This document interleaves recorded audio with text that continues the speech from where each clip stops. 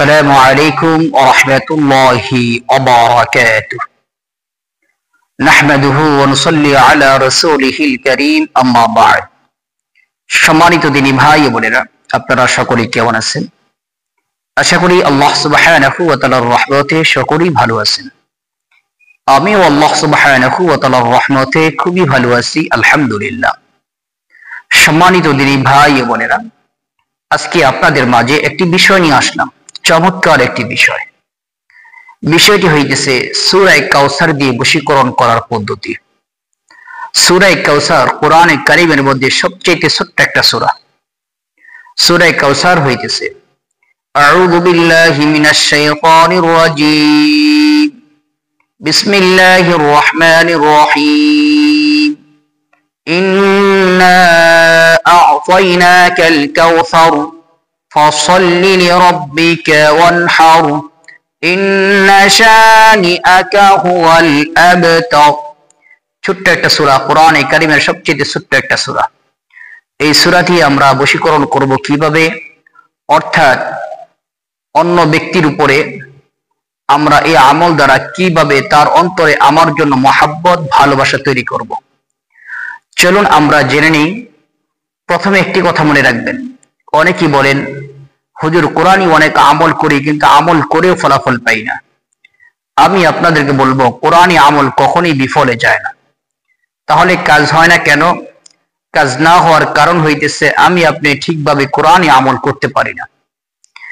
যে ব্যক্তি কোরআনই আমলগুলো এই চারটা বিষয় লক্ষ্য রেখে আমল করবে, ইনশাআল্লাহ অবশ্যই ওই ব্যক্তি আমল করে সফলতা পাইবে, ওই ব্যক্তি আমল করে অবশ্যই উপকারিতা পাইবে ইনশাআল্লাহ।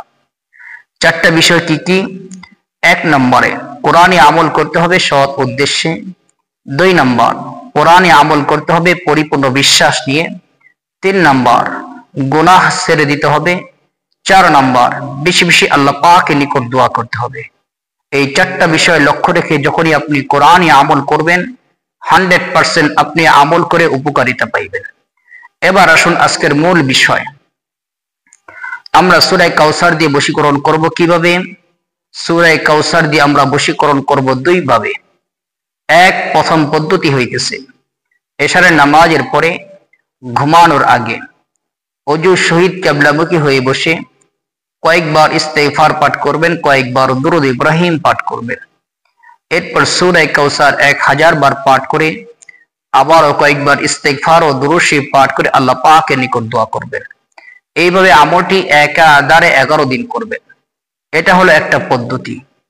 2 নম্বর পদ্ধতি হইতেছে সূরা কাউসার একটা কাগজের মধ্যে লিখবেন। একটা কাগজের মধ্যে এইভাবে লিখবেন, একবার লেখা শেষ হবে আবারও লিখবেন, এভাবে 21 বার লিখবেন। 21 বার লিখে ছোট ছোট করে আটার গুলি, আটা দিয়ে যে রুটি বানানো হয় এই ছোট ছোট করে গুলি বানাবেন। এক একটা গুলির ভিতরে একটি করে সূরা কাউসারের লেখা ভিতরে ঢুকাই দিবেন। এরপর আটার গুলিকে এরকম 21টা আটার গুলি বানাবেন। 21টা টুকরা সূরা কাউসার যে লিখে রাখছেন এই টুকরাগুলো আটার গুলির ভিতরে ঢুকাই দিবেন। এরপর এই আটার গুলিগুলো দিনে রোদে এরকম শুকাবেন।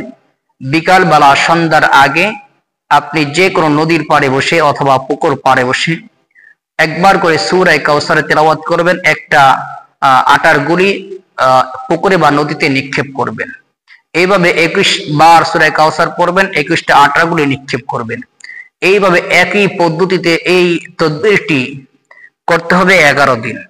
ইনশাআল্লাহ 11 দিনের মধ্যে দেখবেন যার জন্য আপনি এই আমলটি করছেন বা তাদবীরটি করছেন তার অন্তরে আপনার জন্য প্রচুর পরিমাণে মহাব্বত, ভালোবাসা তৈরি হয়ে যাবে ইনশাআল্লাহ।